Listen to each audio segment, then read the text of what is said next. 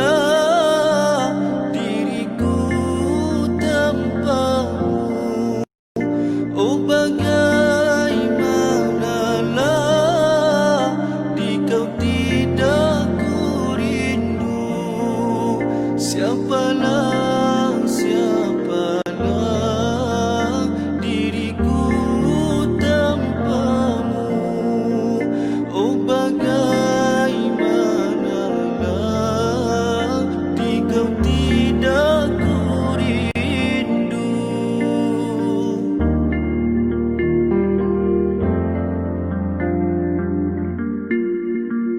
Kasih dan ingatan ku hanya padamu.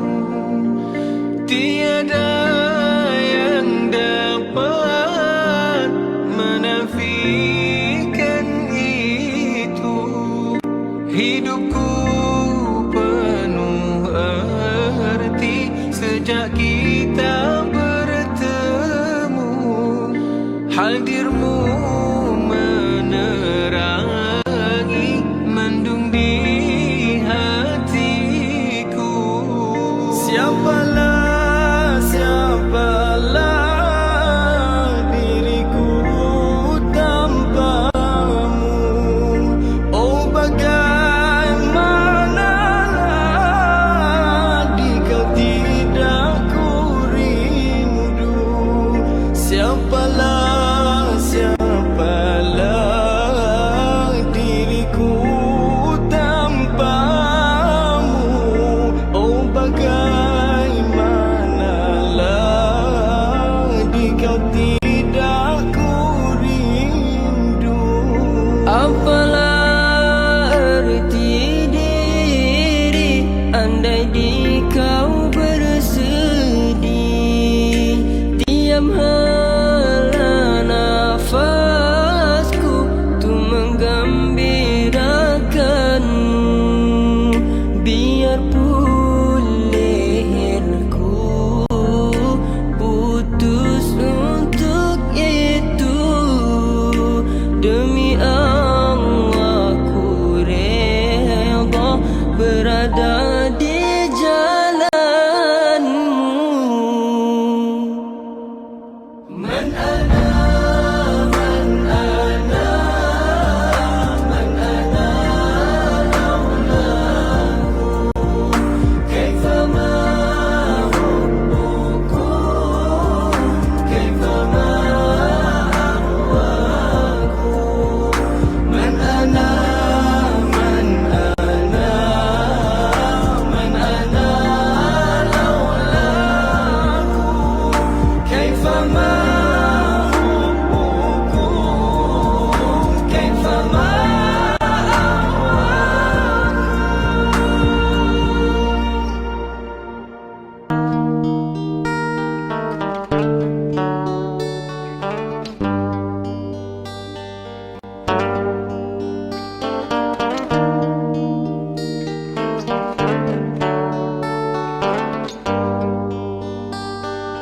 والنور يهدي الحائرين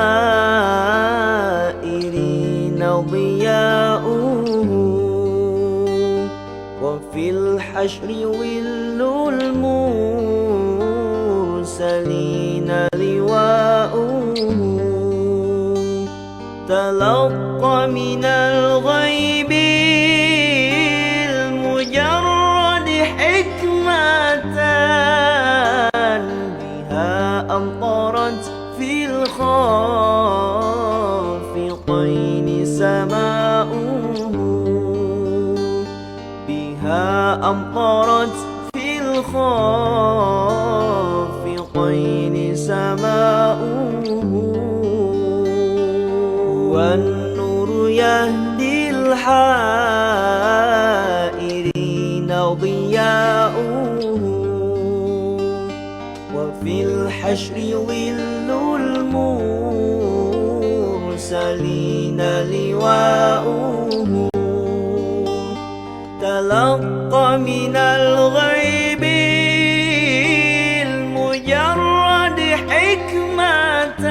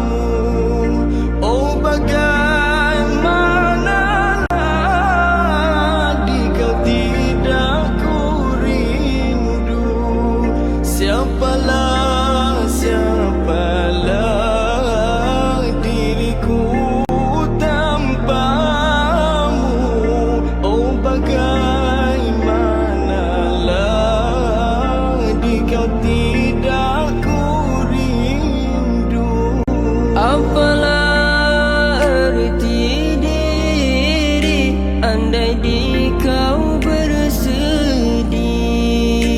Diam hala nafasku tu menggembirakanmu. Biarpun leherku putus untuk itu, demi Allah ku redha berada di jalanmu. Man ana, man ana, man ana laulaku, kaifama hubbukum, kaifama ahwaku. Man ana, man ana, man ana laulaku, kaifama hubbukum, kaifama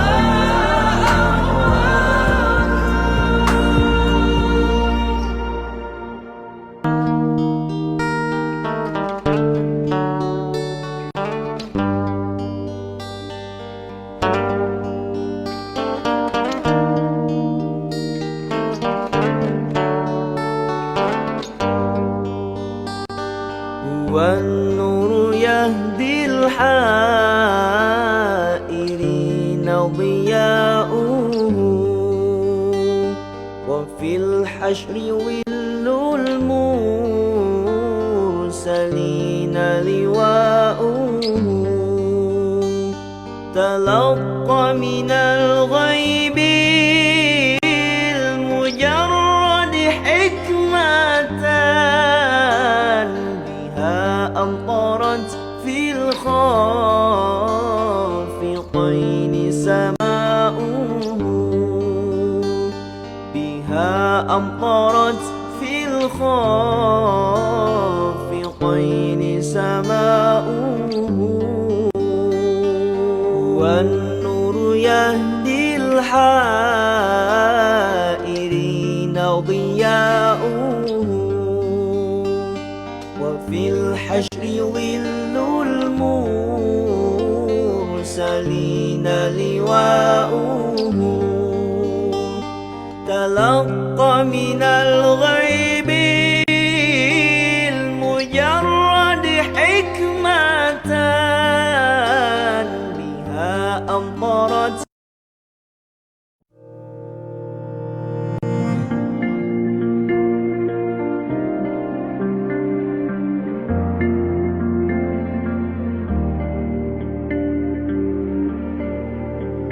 Siapalah, siapalah diriku tanpamu. Oh,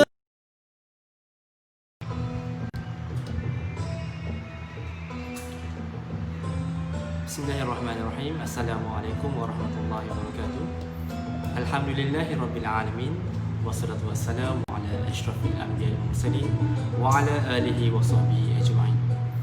Bersyukur kita kehadrat Allah Subhanahu wa taala kerana limpah kurnianya dapat sama-sama kita mendengar sedikit perkongsian daripada saya mengenai kepribadian seorang tokoh yang amat dikagumi sehingga hari ini, iaitu Sultan Muhammad Al-Fatih. Baginda dilahirkan pada 29 Mac 1432 di Adrianopolis, iaitu sempadan negara Turki dan Bulgaria. Baginda digelar Al-Fatih di belakang namanya bersempena dengan baginda dan tentera baginda kerana berjaya membuka kota Konstantinopel pada tahun 1453 daripada kerajaan Empire Byzantine yang dikuasai oleh tentera kafir.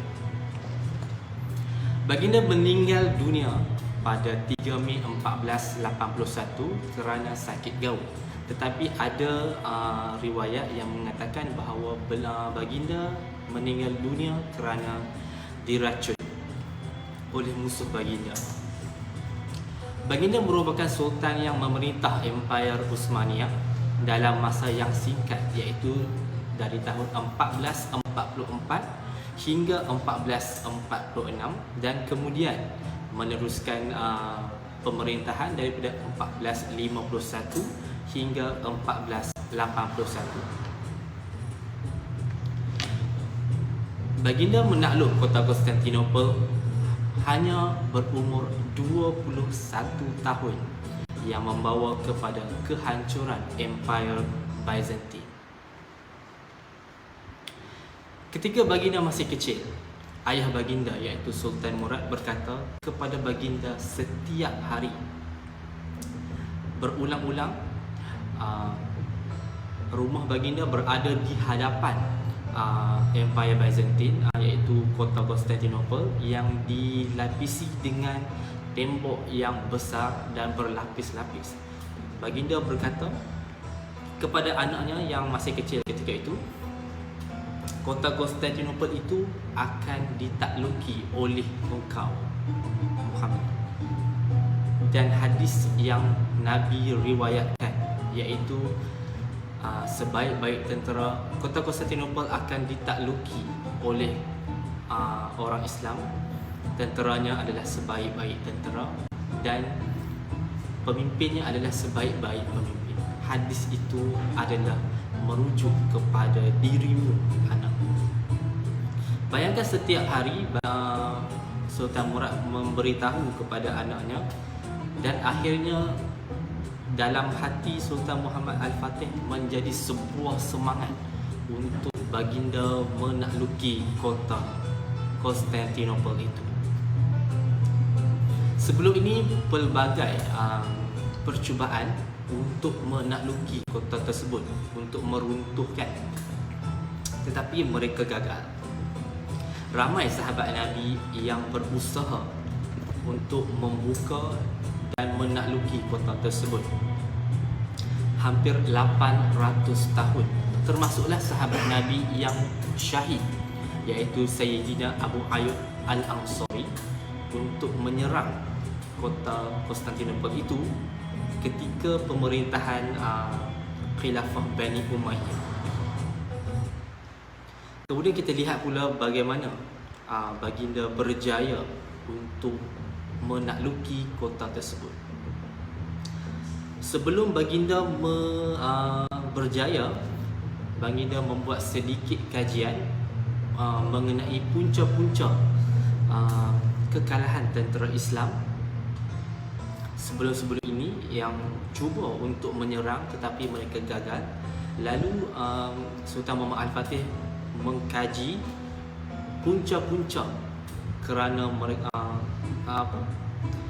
punca mereka kalah, dan akhirnya baginda mendapat salah satu puncanya, iaitu terdapat sebuah rantai besi yang diletakkan di dalam laut yang menyebabkan apabila kapal melalui selat Bosphorus itu, lalu kapal itu bocor dan terus karam. Lalu baginda memikirkan bagaimanakah untuk menakluki kota tersebut, untuk melalui selat itu tanpa terkena dengan rantai besi tersebut. Lalu baginda macam mana dibuat?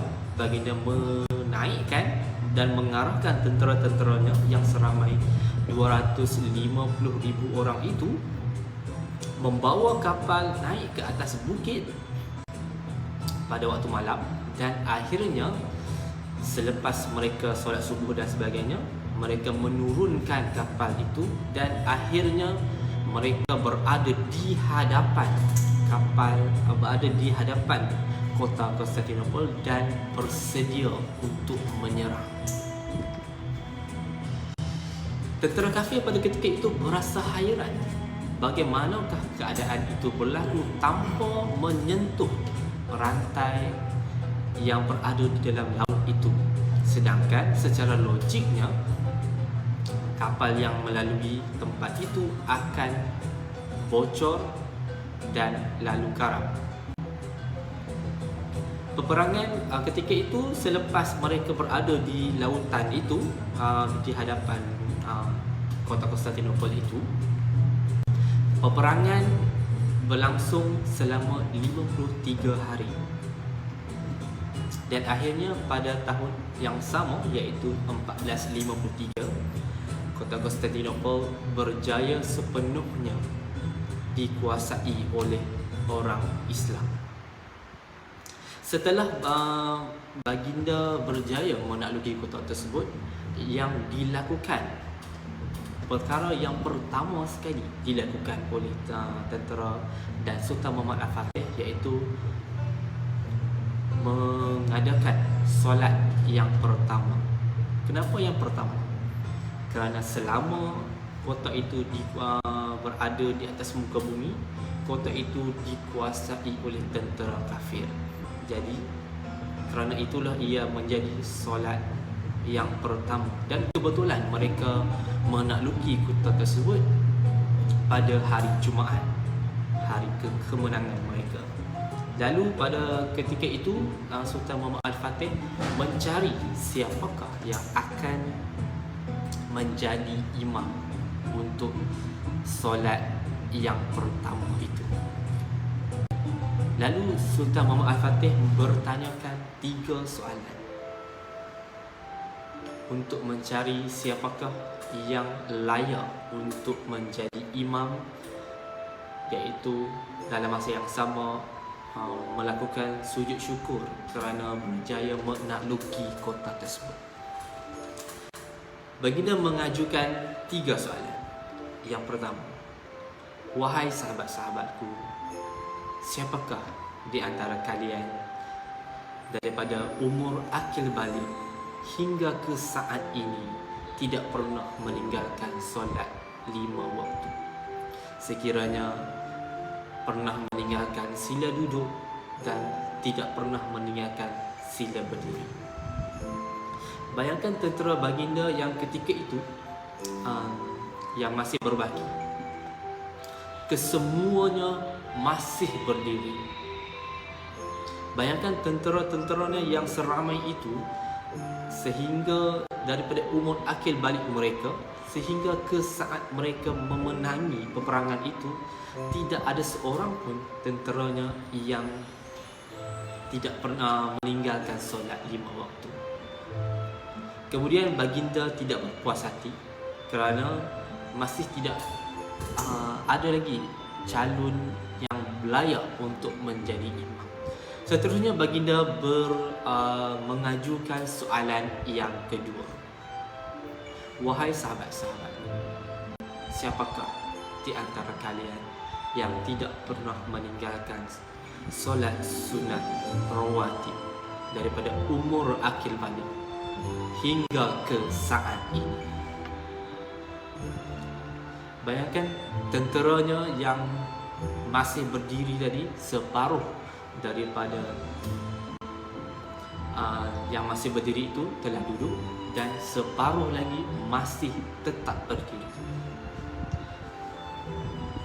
Bayangkan separuh daripada tenteranya yang masih berdiri itu tidak pernah meninggalkan solat 5 waktu dan masih tidak pernah meninggalkan solat sunat rawatib, yang pernah meninggalkan sila duduk dan yang tidak pernah meninggalkan sila berdiri.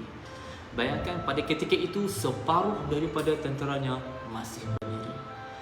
Namun baginda tidak dapat lagi mencari calon siapakah yang boleh menjadi imam. Lalu baginda mengajukan soalan yang ketiga. Wahai sahabat-sahabatku, siapakah di antara kalian yang tidak pernah meninggalkan solat sunat tahajud, yang pernah meninggalkan sila duduk, yang tidak pernah meninggalkan sila berdiri? Lalu pada ketika itu, apakah yang berlaku? Pada ketika itu, kesemua separuh yang masih berdiri itu telah duduk, dan yang masih berdiri ketika itu adalah Sultan Muhammad Al-Fatih. Sultan Muhammad Al-Fatih lah pada ketika itu tidak pernah meninggalkan solat 5 waktu, tidak pernah meninggalkan solat sunat rawatib, tidak pernah meninggalkan solat sunat tahajud daripada umur akil balik hingga ke saat mereka menang peperangan itu. Lalu pada ketika itulah kita dapat simpulkan bahawa kemenangan itu adalah perancangan yang sangat teliti, dibantu oleh tentera-tentera dan pertolongan daripada Allah. Maka benarlah hadis yang diriwayatkan ketika Nabi mengadakan ataupun sedang membina longkang ketika perang Khandaq.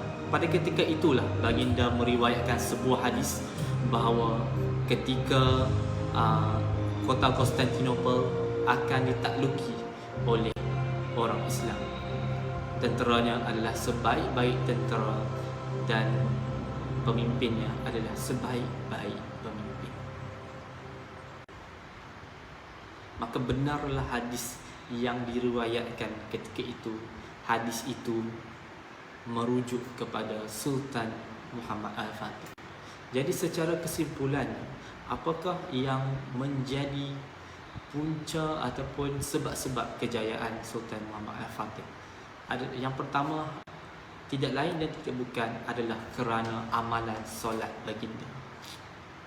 Kerana solat adalah perkara yang pertama yang akan ditanya oleh Allah Subhanahu Wa Taala ketika kita beralih ke alam barzakh. Dan Sultan Muhammad Al-Fatih menekankan sepenuhnya amalan solat sehingga solat tersebut berjaya membentuk kepribadian Sultan Muhammad Al-Fatih. Kerana Allah telah berjanji dan Allah tidak pernah memungkiri janji di dalam Al-Quran, kerana Allah menyatakan bahawa solat itu berjaya akan mencegah daripada perbuatan keji dan mungkar.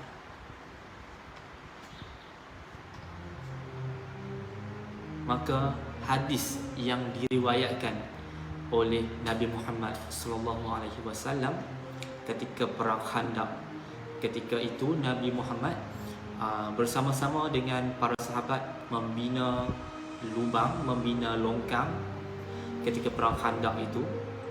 Lalu baginda bersabda sebuah hadis bahawa kota Konstantinopel itu akan ditakluki oleh orang Islam.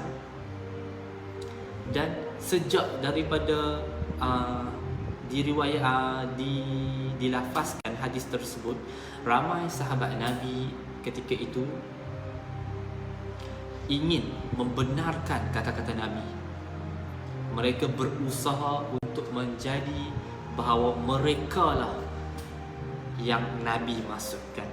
Namun pada ketika awal tadi saya bercerita mengenai ramai tentera-tentera Islam yang cuba untuk menakluki kota tersebut namun tidak berjaya.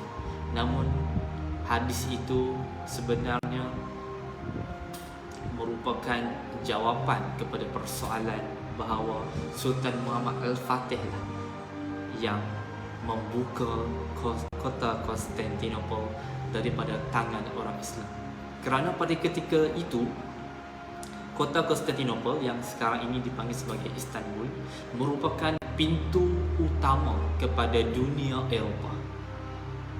Kerana ketika itu Turki berada seperti pintu masuk. Sekiranya pintu masuk itu berjaya dikuasai, maka selepas itu barulah tentera-tentera Islam berjaya melebarkan lagi empire Islam. Dan selepas itulah baru kita melihat